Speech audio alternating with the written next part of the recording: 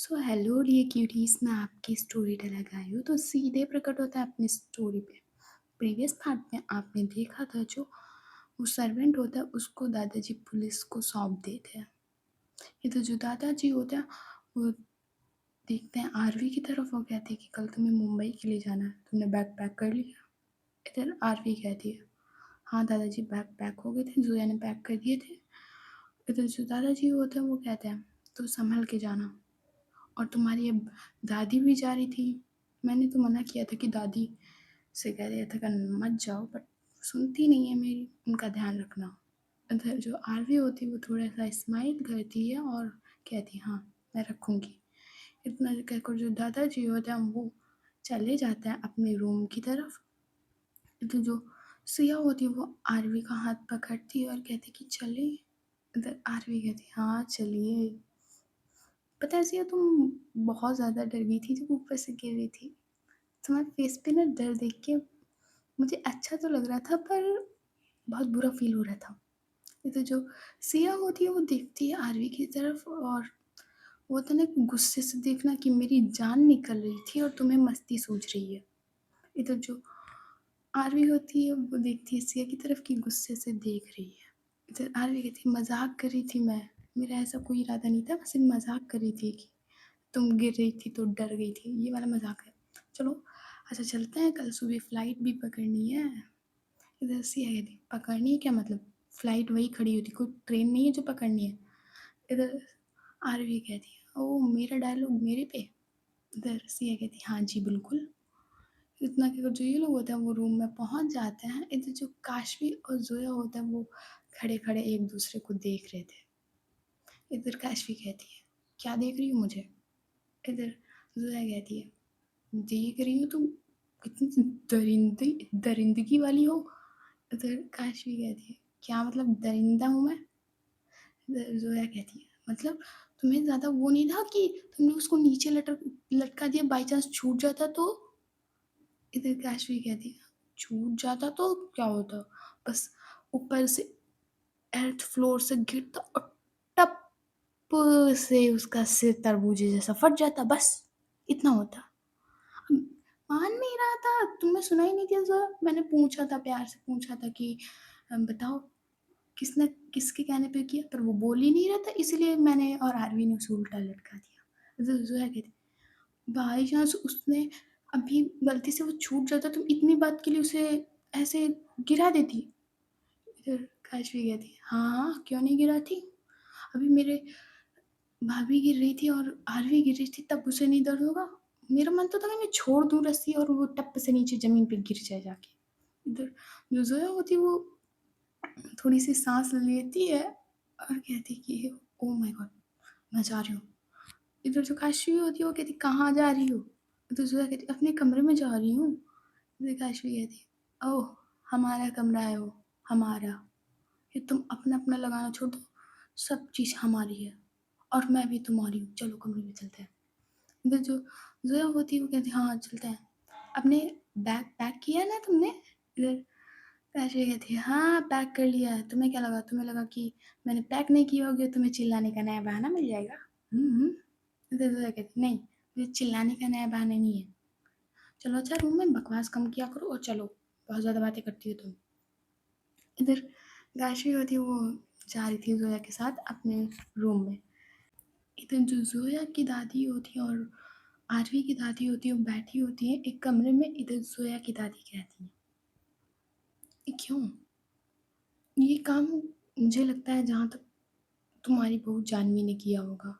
इधर जो आरवी की दादी होती है वो कहती है हाँ सुहासिनी, लगता तो मुझे कि ये काम जानवी का किया जा रहा है। जिस तरह से वो डाइनिंग टेबल पे उठ के भागी थी मुझे लगा था कि इसी का सब किया जा रहा है। इधर जो जोया की दादी होती है वो कहती है फिर तुम इसे निकाल क्यों नहीं देती हो, ये हम लोगों के बच्चों पे खतरा है। इधर जो आरवी की दादी होती है वो कहती है नहीं निकाल सकती मैं इसे, जितेंद्र है ना बहुत ज़्यादा प्यार करता है और उसके साथ उसका बच्चा भी तो है आर्यन जो हमारे खानदान का वारिस है, कुछ भी हो तो है तो उसमें जितेंद्र का खून ही ना। इधर जोया की दादी होती है वो कहती है कि चलो ठीक है, कल कम से कम हम लोग मुंबई तो जा रहे हैं आधे से दूर, तो हमारे चारों बच्चे बहुत खुश रहेंगे। ये जो आरवी की दादी होती है वो भी कहती है हाँ, अब कोई टेंशन की बात नहीं है, अब जानवी वहाँ तक नहीं पहुँच पाएगी। इधर जो ये लोग होता है, इधर जो आरवी की दादी उठती है, इधर जो ज़ोया की दादी होती है वो कहाँ जा रही हो? इधर आरवी की दादी कहती आज अपने बूढ़े मनुष्य के पास लेट लो जाके, कल तो मुंबई ही जाना है, फिर तो दूर रहना है। इधर जो ज़ोया की दादी होती है वो थोड़ा-सा मुस्कुराती है और कहती है हाँ, जाओ बुढ़ापे पे जवानी छाई है। इधर जो वो आरवी की दादी होती हैं वो मुस्कुराते हुए चली जाती हैं अब वो अपने कमरे में। इधर जो आरवी और सिया होता है वो बेड पे लेटे होते हैं। इधर आरवी कहती है अच्छा सिया एक बात बताओ। तो सिया कहती है हाँ पूछो। इधर आरवी कहती है तुम्हें उस टाइम ऐसा नहीं लगा कि हम लोग को कुछ दोनों लोगों को कुछ हो जाएगा? इधर सिया कहती है पागलों जैसी बात ना किया करो और अगली बार से प्लीज़ ऐसी बातें मुंह से ना निकालना। पता है मुझे कितना डर लग रहा था वो उस हाइट से जब मैंने नीचे देखा तो मुझे बहुत डर लग रहा था। इधर आरवी कहती है पता है मुझे तुम्हें कितना डर लगता है हाइट से। इधर जो आरवी होती है वो इतना है कि जो सिया को उसने आर्म्स पे लिया था वो उसकी तरफ अब टर्न होती है और उसे हग कर लेती है और कहती है नाराज़ तो नहीं हो तुम, मैंने तुम्हें मूवी नहीं दिखाई?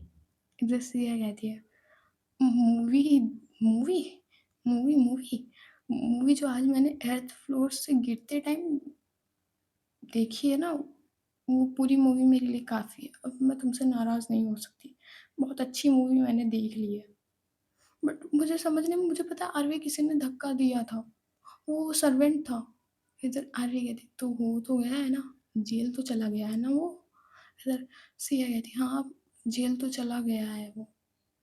इधर जो आरवी होती है वो कहती तो अच्छा फिर सो जाओ, कल हमारी फ्लाइट है, मॉर्निंग की फ्लाइट है और देखो ज़ोया ने हमारे बैग भी पैक कर दिए तो कल निकलना भी, तो सो जाओ।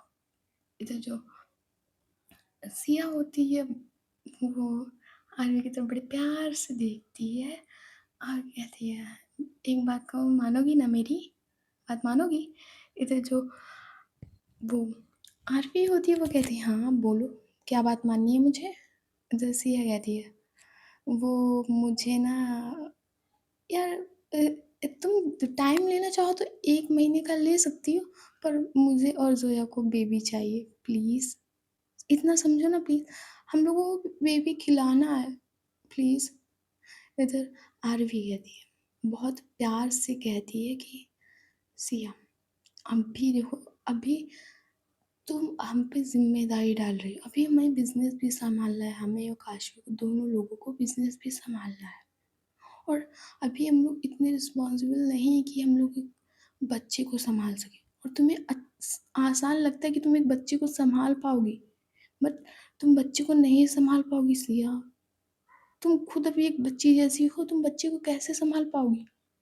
इधर सिया कहती है, मैं बच्ची नहीं हूँ अभी, मैं बड़ी हो गई हूँ, मुझे बस बेबी चाहिए। बस मुझे अपना बेबी चाहिए जो हम दोनों की क्वालिटी से हो। इधर आरवी कहती है, तो कम से कम 1 साल का टाइम लो, तब तक हम लोग खुद इतने वो हो जाएँगे कि हम दोनों लोग सँभाल सकेंगे। और मैं तुम पे बोझ नहीं डालना चाहती सिया।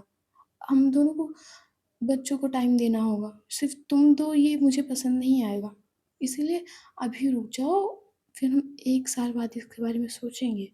इधर जो सिया होती है वो बस अपना जो फेस होता है, नेक होता है, वो दूसरी साइड कर लेती है। वो बॉडी उसी साइड रखती है, बट थोड़ी-सी होता है ना कि वो दूसरी साइड फेस कर लेती है अपना कि नहीं बोलना मुझे।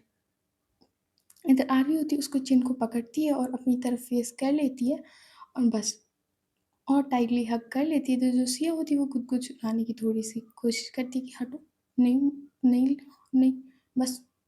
इधर जो आरवी होती है वो नहीं छोड़ती कि बस, बस। इधर जो काशवी होती है वो भी मस्त से आई मीन लेटी होती है। इधर जो ज़ोया होती है वो देखती है काशवी की तरफ जो कबर्ड सेट कर रही होती है। आई मीन जो उसमें से ले जाने वाली चीज़ें नहीं थी वो वहीं रख रही थी और जो ले जाने वाली चीज़ें थी वो जो काशवी ने बैग पैक करने में गलती की थी, वो अपने बैग में जैसे डाल रही थी। इधर जो ज़ोया है वो देखती है काशवी की तरफ कि बड़ी महारानी वाली वाइब आ रखी है इन पे। इधर जो ज़ोया होती वो अपनी चूड़ियों का बॉक्स बैग में रखते हुए कहती है, "क्यों? बड़ी राजहाट फटी पड़ी है तुम पे? ये काम किया था तुमने? मैंने भी बैग पैक किया था तुम्हारा वाला, मैंने तो सब कुछ रख दिया, तुमने क्या किया है मेरे साथ?" इधर वैष्णवी कहती, "क्या किया है मैंने यार? क्यों चिल्ला रही हो? जब देखो लड़ने के लिए तैयार होती हो, जैसे झांसी की रानी हो रखी हो कहीं की।"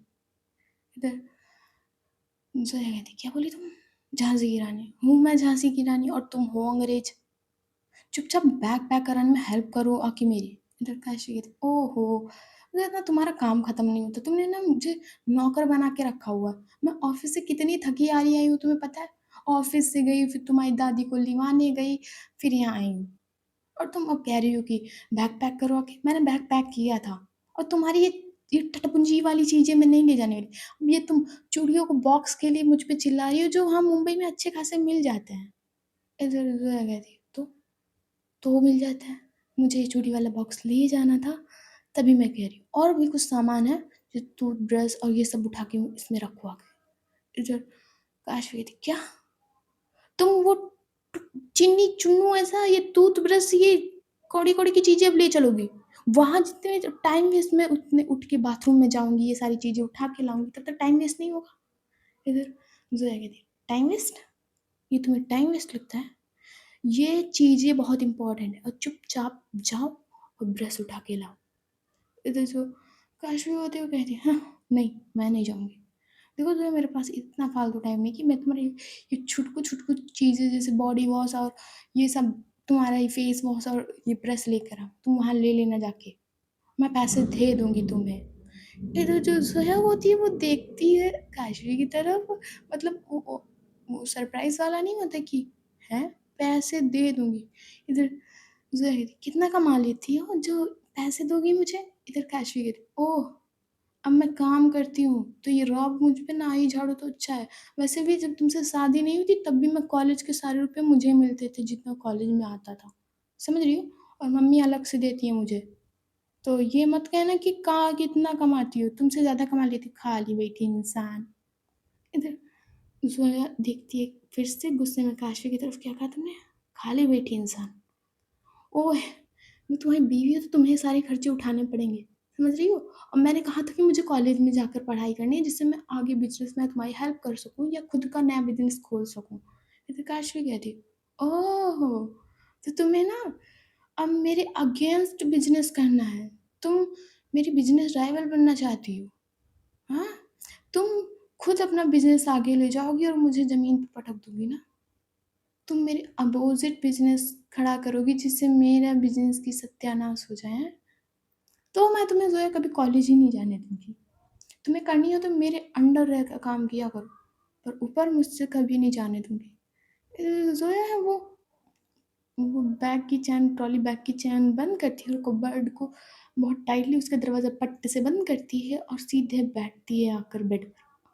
और जो काशवी लेटी हुई थी, जो है उसकी तरफ घूर-घूर के देखती है और कहती, "क्या कह रही थी कि तुम?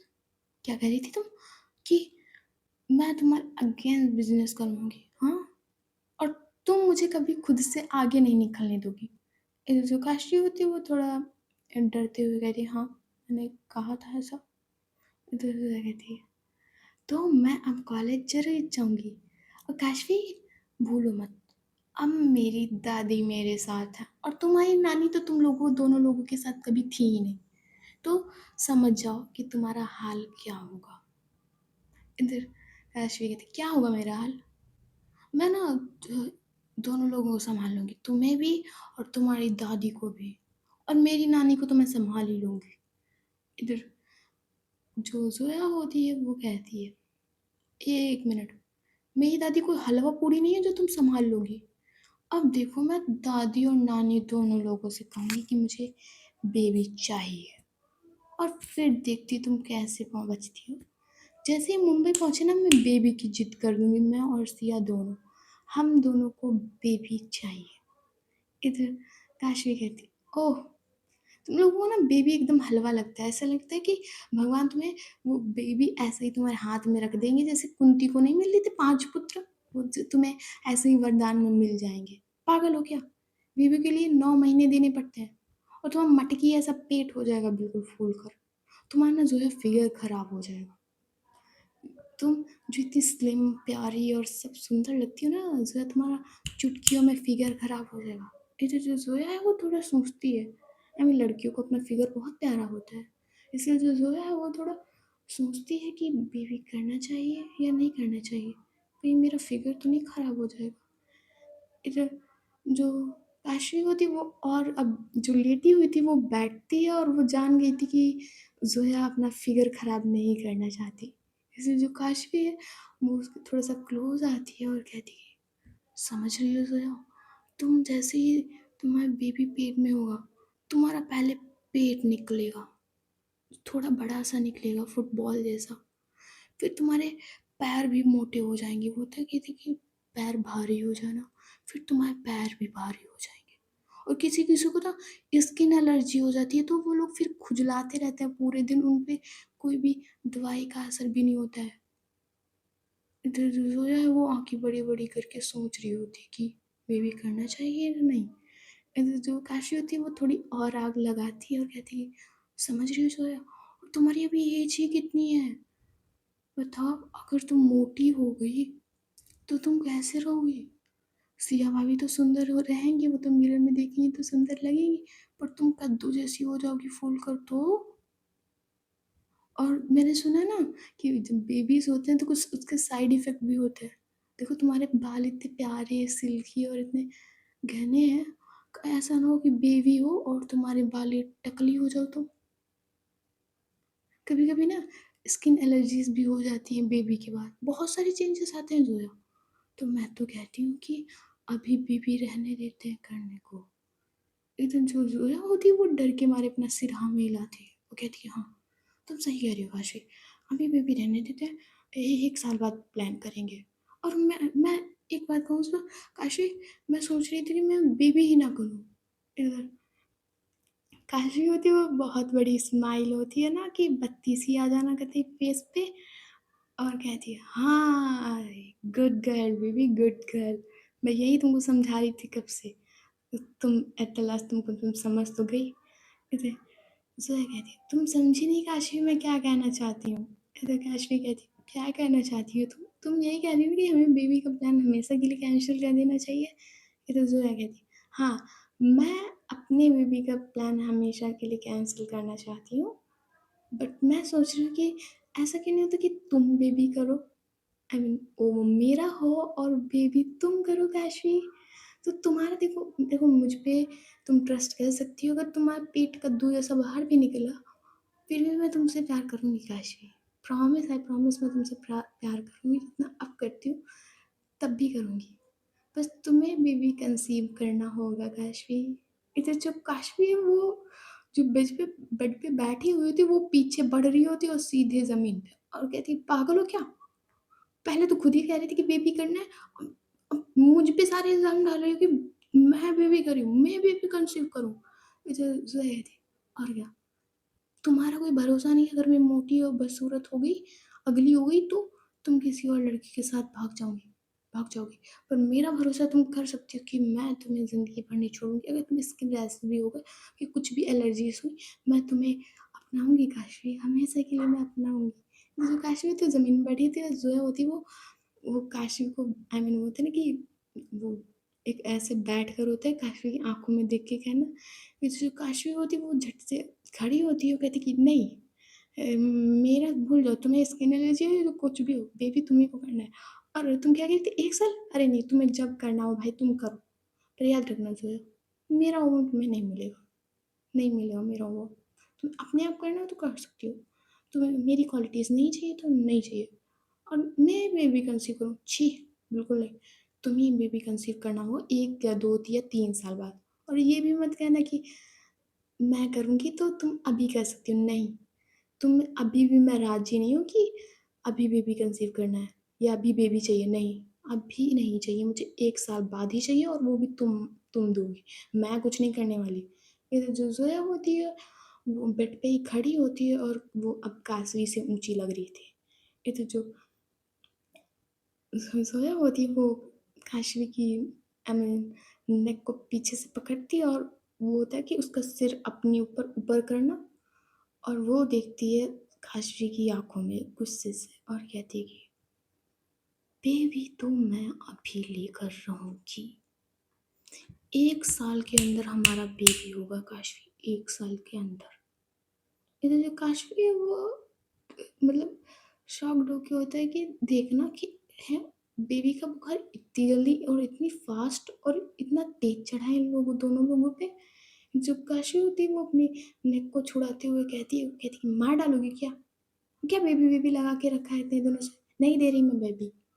इधर की जो काशी होती है वो जिस साइड जोया खड़ी होती है वो उस साइड से घूम कर बेड की दूसरी साइड आती है और सीधे पूरा ब्लैंकेट ऊपर कर लेती है जिसमें जोया दिमाग ना खाए।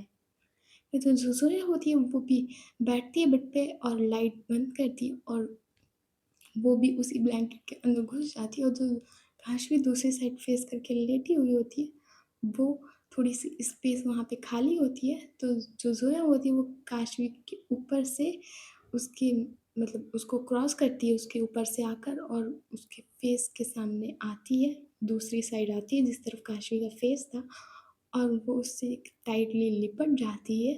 जो काशवी होती है वो कहती है दूर हटो मुझसे, अब आई है लिपटने। मैंने कहा ना मैं बेबी नहीं दे सकती। फिर ज़ोया कहती है पहले पास आने दो और बेबी तो मैं लेकर रहूँगी। इतने को जो ज़ोया होती है वो टाइटली हग कर रही थी काशवी को, इतने काशवी उससे भी बड़े मज़े आ रहे थे।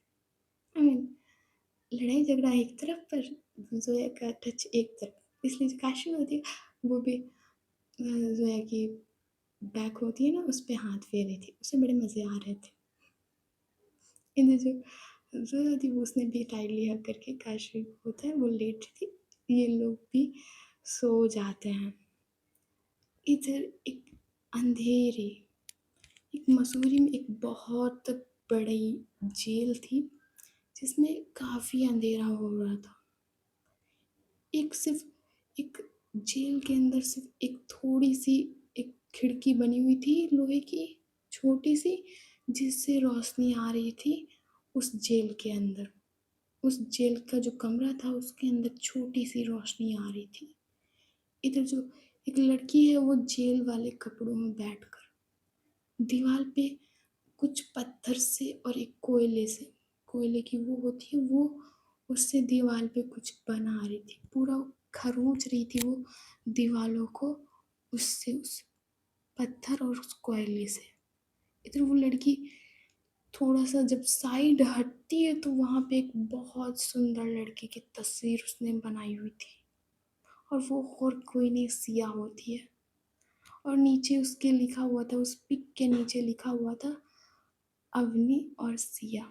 अवनी और फिर हार्ट बना हुआ था और फिर सिया लिखा हुआ था, और पेंटिंग उसने दीवार पे कुछ इस तरह से बनाई थी। थोड़ा सा फेस था और थोड़े से शोल्डर थे, और जो सिया के बाल होते हैं वो लहरा रहे होते हैं, वो लहरा रहा होते हैं। इधर जो अवनी होती है वो लड़की अवनी थी और कौन होगा भाई जेल में। इधर जो वो अवनी होती है वो अपनी फिंगर लेती है और वो जो उसने पत्थर पकड़ा हुआ था वो थोड़ा सा नुकीला हो गया था, तो वो अपनी उंगली में उसे घुसेड़ देती है उस पत्थर को, और उसमें से जो खून गिर रहा था वो उस जो दिल था जो अवनी और सिया के बीच में बना हुआ था, वो उस दिल को अपने खून से रंगने लगती है और कहती है सिया मैं वापस आऊंगी, तुम जल्दी मेरी होगी सिया, मैं तुमसे बहुत प्यार करती हूँ, बहुत ज़्यादा करती हूँ। देखो ना मेरा सब चला गया, मेरी प्रॉपर्टी, मेरी इज़्ज़त, मेरा नाम सब चला गया सिर्फ़ तुम्हारे लिए। सिया मैं वापस आऊँगी, बेबी तुम मेरा इंतज़ार करना, मेरी जान, मैं आऊँगी। इतना कि जो वो थी वो पूरा दिल अपने खून से भरने लगती भरने लगती है। इधर जो वो जेलर होता है वो आता है और वो जेल की सलाखों पे डंडी मारता है, और वो जो हाथ में एक और कुछ लोग आए थे वो उस खाने को खिसलाते हैं नीचे से, और वो जो थाली होती है वो घसीटते हुए जाती है अवनी के पास, और खाना बहुत गंदा था, बहुत ज़्यादा गंदा था वो खाना। उसमें सिर्फ 2 जली हुई रोटी और दाल और बहुत गंदे चावल, बहुत ज़्यादा गंदे चावल थे उस थाली में। इधर जो वो थाली होती है वो जस्ट अवनी के पैर के सामने आकर रुकती है। इधर जो अवनी होती है वो थाली उठाती है और एक कॉर्नर में जाके बैठ जाती है और वो वही खाना खाती है। वो वही खाना खाने लगती है। ऐसा लगता था कि उसको आदत पड़ गई हो इस खाने की। इसलिए वो जो अवनी होती है वो वो खाना खाती है, कैसे भी करके वो खा लेती है। और वो देख रही थी जो उसने दीवार पे सिया की पिक बनाई होती है, वो उसी पिक की तरफ देख देख के खाना खा रही होती है और उसके आँख में आँसू आ जाते हैं उसके आँख में आँसू। इधर जो जेलर होता है उसकी नज़र जाती है अवनी के उस कटी उंगली पे जो अवनी ने काट दी होती है। इधर जो जेलर होता है वो कहता है कि डॉक्टर को बुला के लाओ, इस लड़की ने फिर से अपनी उंगलियों में चोट मार ली है। जो वो आदमी होता है जो उसके साथ खाना लेकर आया था उधर वो जाता है, वो डॉक्टर को नहीं बुला के लाता, वो किट ही लेकर आता है और ये जो जेलर होता है वो उस लॉकअप को खोलता है और जाता है अंदर और जो अपनी खाना खा रही थी उससे प्लेट लेता है और उसके हाथ पे वो बांधने वाला होता है। इधर जो अपनी होती है वो कहती है ज़रूरत नहीं है इसकी, और तुम लोग जाओ ना, तुम लोग जाओ जाओ। इधर जो अपनी होती है वो उनको लॉकअप से बाहर निकाल देती है और जो वो जेलर होता है वो फिर से बाहर ताला डाल देता है और इधर वो ये लोग होते हैं बातें करते जा रहे थे। इधर जेलर कहता है कैसी पागल लड़की है, कितने दिनों से नई नई फोटो बनाती है, दीवार पूरी दीवार खराब कर दी है इसने। लोग जो आदमी होता है वो कहता है कि प्यार में पागल है लगता है। फिर वो जो जेलर होता है वो कहता है अरे ग्वालियर की सबसे बड़ी बिजनेस वूमन थी, टॉप पे आती थी ये। फिर वो जो इंसान उसी के साथ चल रहा होता है वो कहता है कि बिजनेस वूमन ये, इसकी हालत देख कर नहीं लगता। इधर जेलर कहता है, इधर जो जेलर होता है वो कहता है प्यार बहुत बुरी चीज़ होती है, किसी को भी राजा से रंग बना सकती है और रंग से राजा बना सकती है। इसके साथ भी ऐसा ही हुआ है। इधर जो वो इंसान होता है वो कहता है बहुत बुरा हुआ साहब, बहुत बुरा हुआ। इधर जेलर कहता है अब कुछ, हर किसी को प्यार नहीं मिलता ना भैया, किसी किसी को नहीं मिलता है प्यार, कुछ लोग ऐसे तड़पने के लिए ही बने होते हैं। इधर जो जेलर और वो इंसान होता है वो जेल से बाहर निकल जाता है और इधर जो अवनी होती है वो अब खाना खा चुकी थी थोड़ा सा, और थोड़ा सा वो प्लेटी में छोड़ देती है और वो प्लेट होती है वो बाहर खिसका देती है। इधर वो जाती है, जो उसने पिक बनाई हुई थी सिया की, वो उसी दीवार से लग के बैठ जाती है जाकर और बस वो रो रही थी, वो रो रही थी बस। इधर जो अवनी है वो वही दीवार से लगकर सो जाती है।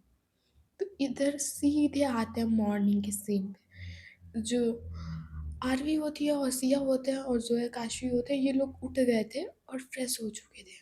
इधर जो आरवी होती है वो सारे ट्रॉली बैग पकड़े हुए और सिया उसके पीछे पीछे आ रही थी। इधर जो आरवी है उसने ट्रॉली बैग्स पकड़े हुए थे और इधर जो सिया होती है वो पीछे पीछे आरवी के साथ चल रही थी। इधर जो काशवी और जो है होते वो भी सीढ़ियों से उतर रहे थे ट्रॉली बैग्स लेकर। इधर दादी होती है वो उनका वेट कर रही थी नीचे। इधर दादी कहती है जल्दी चलो, टाइम हो रहा है। इधर जो सुहासिनी जी होती हैं जोया की दादी वो कहती है हाँ जल्दी चलो, ब्रेकफास्ट हम लोग कहीं और कर लेंगे, भैया प्लेन में कर लेंगे चल के, ब्रेकफास्ट नहीं करना है यहाँ। इधर जो दादाजी होते हैं वो कहते हैं कि देखती हैं अपनी वाइफ की तरफ देखते हैं और कहते हैं कि जाना ज़रूरी है क्या। इधर दादी कहते और क्या, तुम्हारे पास क्या करूँगी, अब अपनी पोती के पास जाऊँगी, अब वही मेरा जीवन, अब मेरी तीर्थ यात्रा के दिन है जी। अब तुम भी ना तीर्थ यात्रा करो, अब ये बिजनेस विजनेस छोड़ दो, तुम भी तीर्थ यात्रा पे लग जाओ। इधर दादाजी कहते हैं अरे नहीं अभी हमारे बिजनेस करने के दिन है, और आप हो गई होंगी बूढ़ी, हम तो अभी जवान है।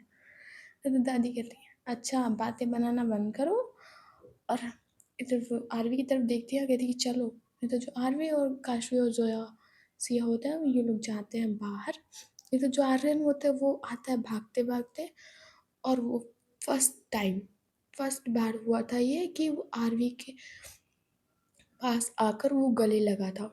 इधर जो आरवी होती है वो उससे देखती है कि उसने पीछे से उसके पैरों को, होता है ना कि बच्चा छोटा होता है तो पकड़ लेता है। जो आरवी होती है वो देखती है आर्यन की तरफ, और वो आज उठा लेती है आर्यन को और उसके चीक्स पे किस करती है और कहती है कभी आना मुंबई। फिर आर्यन कहता है आऊँगा दीदी, आऊँगा, ज़रूर आऊँगा।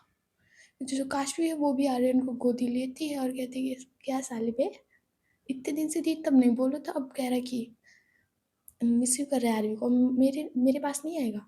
इधर आर्यन कहता है आपको तो इतने गुस्से वाली हो, आपकी तरफ कौन आना चाहेगा, छोड़ो मुझे। अरे जो काशी होती है, इधर साले बदतमीज, ढंग से बात ही नहीं करता। इधर जोया देखती है काशवी की तरफ कि क्या गाली दे रही हो, और साली साली क्या लगा रखा है, तुम्हें तमीज़ है बच्चों से कैसे बात करनी है, तुम्हें काशवी बच्चों से बात ही करनी नहीं आती, बदतमीज कहीं की। इधर जो काशी होती है कहती हाँ जैसे तुम्हें बढ़िया आती है बात करनी। इधर जो आरवी होती है वो कहती है कि अब तुम लोग फिर से लड़ना मत स्टार्ट करो।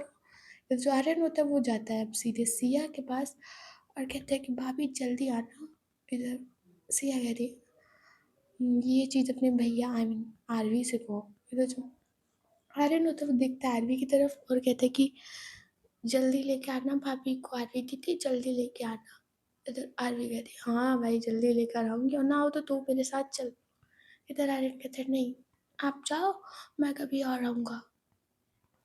इधर आरवी देखती है दादाजी की तरफ और सिया भी देखती है। इधर जो आरवी और सिया होते हैं वो जाते हैं दादाजी की तरफ और उनके पैर छूते हैं। जो काशी और जोया भी होता है वो भी इनकी पैर छूती है और कहते हैं दादाजी जल्दी आएंगे। इधर जो दादाजी होते हैं वो उन्हें आशीर्वाद देता है और कहते हैं कि सदा सुखी रहो, सदा सुहागा रहो, सिया के हाथ में सिर पे रख कर कहते हैं। इधर जो आरवी और काशी जोया और दादी होती है वो एक लिफ्ट में चली जाती है, और जो दादाजी है वो भी लिफ्ट में, दूसरी लिफ्ट में आते हैं। इधर ये लोग जाते हैं ग्राउंड फ्लोर पे, उतरती है सीधा आती है सीधे लिफ्ट। इधर ये लोग लिफ्ट से बाहर निकलते हैं, इनकी कार तैयार खड़ी हुई थी। इधर जो आरवी है वो बैठती है कार में और सिया भी बैठती है फ्रंट सीट पे। इधर जो सोया होती है वो भी बैठी हुई थी उसी कार में और दादी भी बैठी थी। पांचों लोग एक ही कार में बैठे थे। इधर जो दादाजी हैं वो देखते हैं अपनी वाइफ की तरफ, इधर जो उनकी वाइफ होती हैं दादी जी वो भी देखती है अपने हस्बैंड की तरफ, और इनकी आंखों में आंसू आ जाते हैं। इधर जो दादाजी हैं वो अपने आंखों के आंसू पोंछते हुए देखते हैं अपनी वाइफ की तरफ, और वो होते हैं ना धीरे से बाय बोलना, वो उन्होंने बोल दिया था। तो जो दादी जी होती वो भी अपने आंसू को थोड़ा सा पोंछती हैं और मुस्कुराती हैं, और थोड़ा होता है कि धीरे से हाथ हिलाना, तो वो भी हाथ हिलाती हैं। और तो जो आरवी होती है वो देखती है दादी की तरफ और कहती है दादी चले। तो दादी कहती है हाँ बेटा चलो। तो जो दादी जो आरवी होती है वो कार ले जाती है वहाँ से। तो जो दादाजी है वो कार को जाते हुए देख रहे थे। इधर जो आर्यन होता है उनकी उंगली पकड़ता है और कहता है कि दादाजी आप दादी जी को मिस करोगे ना। इधर दादाजी कहते हैं नहीं नहीं मैं अब तुम्हारी दादी को नहीं मिस करूँगा, अब मेरे पास तुम हो ना। इतना कि जो दादाजी होते हैं वो आर्यन को उठा लेते हैं और ले जा रहे होते हैं उसे होटल के अंदर। इधर जो आरवी और काशी होता है ये लोग एयरपोर्ट थोड़ी टाइम बाद पहुंच जाते हैं, और इधर लोगों की सिक्योरिटी चेकिंग होती है और टिकट वगैरह सब चेक होता है, और ये लोग जाते हैं फ्लाइट के अंदर बैठ जाते हैं जाके। अभी लोगों की फ्लाइट जाने वाली थी मुंबई के लिए। इधर जो मुंबई के पुलिस स्टेशन में एक लॉकअप में बंद थे दो इंसान, इसमें से एक लड़का और एक लड़की। जो लड़की होती है वो कीर्ति होती है, और वो वही लड़का होता है जिसने सिया को किडनैप करवाने में कीर्ति की हेल्प की थी। इधर जो कीर्ति होती है वो गुस्से में खड़ी होती है और वो जेल जो उसकी सलाखों को पकड़ते हुए उसे खींचती है, हिलाती है और कहती है खोलो मुझे वरना अच्छा नहीं होगा। जो पुलिस वाला होता है वो आता है और उससे सलाखों पे अपनी डंडी को होता है वो मार देता है कसके, कहते चुप बैठ जाके अंदर। तब से कह रही है कि खोल दो वरना, वरना क्या बिगाड़ लोगी मेरा। फिर जो कीर्ति होती है, वो जो वो पुलिस वाला वो डंडा मार रहा था उसको डंडे को ही पकड़ लेती है और वो अंदर कर लेती है और कहती कि छोड़ दो वरना तुम्हारे लिए अच्छा नहीं होगा। ज़्यादा अपनी वर्दी का घमंड न दिखाओ, 2 मिनट लगेंगे ये वर्दी को उतरवाते हुए। इधर जो वो पुलिस स्टेशन में एक मेन वाला इंचार्ज बैठा होता है, वो कहता है बहुत दिन हो गए तुम्हारी औकात देख ली है हमने, तब से जेल में बंद हो, कोई छुड़ाने नहीं आया तुम्हें, तो चुपचाप अंदर बैठे थे, क्या शोर कम मचाया करूँ तो किसी दूसरी जेल में शिफ्ट करवा दूंगा, फिर वहां मक्खियां मारते रहना बैठ के। तो जो कीर्ति होती है वो जाती है और चुपचाप बैठ जाती है जाकर। इधर टाइम को थोड़ा सा और शिफ्ट करते हैं। जो आरवी आकाश की फ्लाइट होती है वो लैंड हो जाती है मुंबई में। सो गाइस आज के लिए स्टोरी बस यही तक, देखते हैं नेक्स्ट पार्ट में क्या होता है। ओके, स्टोरी अच्छी लगी हो तो लाइक एंड सब्सक्राइब कर देना। ओके बाय बाय, और अपना फेवरेट पार्ट आज ज़रूर कमेंट कर देना। Okay bye, good night, tata, see you.